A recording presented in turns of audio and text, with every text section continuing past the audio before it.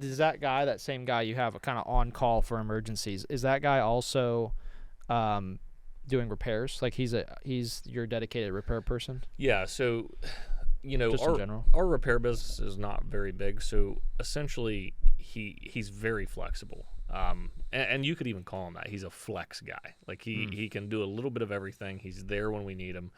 Um, but yeah, so he's got scheduled repairs, or say we did a job a year ago. We offer 5-year warranty on our roof systems. So we did a job 1 or 2 years ago. The customer is now experiencing a leak, or we had one not too long ago. The guy called in after 2 years and said he's got a curled shingle at his gutter. Come to find out, it's just something in his gutter pushing the shingle up. But regardless, it was a warranty. It got put in our warranty claims in our pipeline and Proline. So Zach had an appointment to go out there the following day. It's very it's a very flexible schedule. So he just had to go take care of that at some point the next day. If an emergency comes up, an emergency becomes priority. So he can hit those immediately and then service those other calls as they hit his schedule. What point in your business, like how much revenue were you doing at the point when where it made sense to hire that flex guy? I've always had it. Really? Always had it. Yep. I mean, you got to remember our business went from a really big team of construction guys building new homes, doing huge remodel work, building spec houses, custom houses, and then we've over time shrank that team and employed or deployed more subcontract crews for the roofing business only. And then we've just kind of always kept one person in-house. That we've never went without having someone in-house that at the dial of a phone call we can put somewhere immediately. So we've never.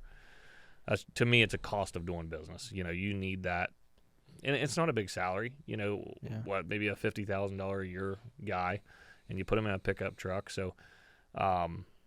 It's not a huge overhead cost to have that service, as a part of your team. They're basically going to pay for themselves if you have them out there just doing repairs. So you always have had a repair aspect of your business then. Correct. Yeah, whether we advertise it or not, it's always there. Yeah. Because we don't advertise it because we really don't make a lot of money on it. If we break even, that's my goal. I just want to break even with them to where I don't have a cost in them, and we're able to take care of the customer base. So that's the big thing. Yep, that makes sense. Kind of building on that, do you offer / do you think it's a good idea to offer ongoing maintenance programs to customers? We've tried, and I have a really, really well-written maintenance program ready to go if we ever have anybody interested. We have presented it multiple times to homeowners associations, to commercial building owners. Commercial building owners, the only time we've ever had any success with it, because commercial roofs truly can be maintained. Yeah. A shingle roof is much more difficult to maintenance. We are looking, and we talked about this, I believe, last week, and since last week I've done a little deeper dive on it, and very well may pull the trigger on roof rejuvenation. So I've been doing my homework, really, really trying to understand that model and understand it, because in the shingle roofing business, there's just not a lot of maintenance to do. You need to clean your gutters, you need to clean any debris out of the valley, and every 5 years, make sure your boots and your flashings are sealed up. But there's just not a lot to do to justify what I would need to charge because if I got to send someone to your home in a truck with the fuel in it, with their salary, whatever, I got to charge $400 or $500. And honestly, on most shingle roofs, they're there 20 minutes. There's just not that much to do, and it's just not a justifiable price point because there's not that much to go wrong. On a commercial building, it's a lot different. There's a lot of things that can be maintenance. There's a lot of preventative maintenance that can be done to further the lifespan of that roof. And commercial roofs are super expensive. So, someone may very well be willing to spend $2,500, $3,000 a year with you on a yearly maintenance plan. You stop by twice a year, you do some maintenance.